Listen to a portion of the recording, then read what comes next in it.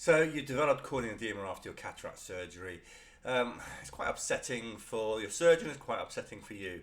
The cornea is the clear window at the front of the eye, and it's clear, it lets the light into the eye, and it's vital for you to be able to see properly. Behind that is a gap called the anterior chamber, then the lens which we take out. The cornea maintains a state of dehydration, so it's mostly dehydrated to maintain its clarity. And that dehydration is caused by constant suction of fluid out from the cornea. And the thing that does that is the cells on the inner surface called the endothelial cells. It's a single layer of cells that lines the inner surface and sucks fluid out continually. We all start off with plenty of those cells. As we get older, we start losing those cells. In some conditions, particularly something called Fuchs endothelial dystrophy, you can lose those cells at a slightly higher rate, and then you're more at risk of corneal edema. Even in ordinary eyes, you're at risk of corneal edema if we cause loss of those cells. Whenever we go into the eye, we lose about 5% of those cells anyway. And if you're close to the threshold whereby your cornea can't maintain clarity, we can tip you over the edge.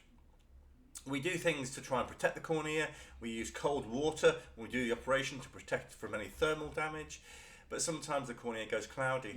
If you've got risk factors such as you've got a very dense cataract, so we use a lot of energy, then you're more likely to get it. If you've got very, very shallow anterior chamber, which is the gap at the front, then you're more likely to get it.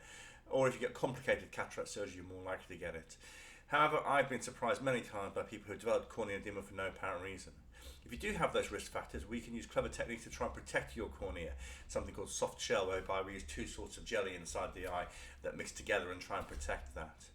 If you do develop it, then it's upsetting because everything's frosty, everything's misty, and also you feel very hard done by it. Everybody else has cataract surgery and they can see the next day, whereas you're very, very blurry.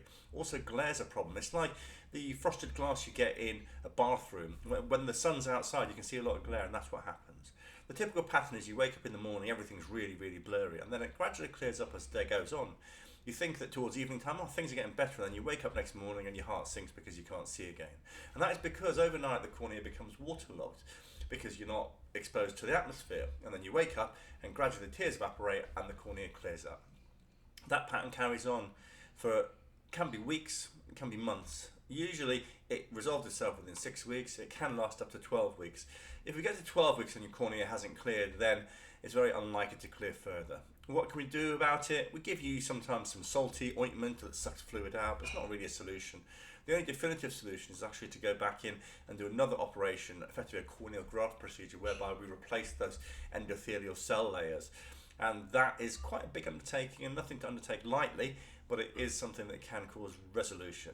So if you do have it, keep your spirits up until we're at 3 months. You will notice progressively that the evening vision gets better. In the morning, you'll find that that period of blurriness gets less and less and less, and hopefully it should settle down. If not, there are things that can be done, but rest assured it's as heartbreaking for you as it is for your consultant. I hope you found that helpful.